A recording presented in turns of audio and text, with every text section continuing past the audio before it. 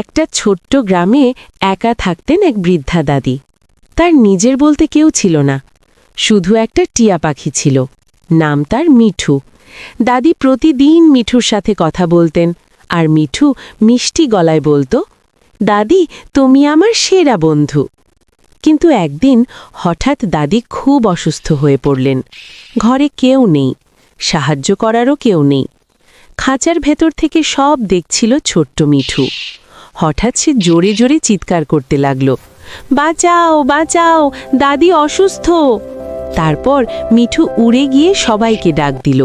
পাশের বাড়ির লোকজন দৌড়ে এলো, ডাক্তার এলো, আর ঠিক সময়ে দাদির জীবন বাঁচল। দাদি মিঠুকে বুকে জড়িয়ে বললেন, তুই শুধু একটা পাখি না, তুই আমার জীবন বাঁচিয়েছিস। সেদিন সবাই বুঝেছিল, ভালোবাসা শুধু মানুষের নয়, একটা ছোট্ট পাখির মনেও থাকে।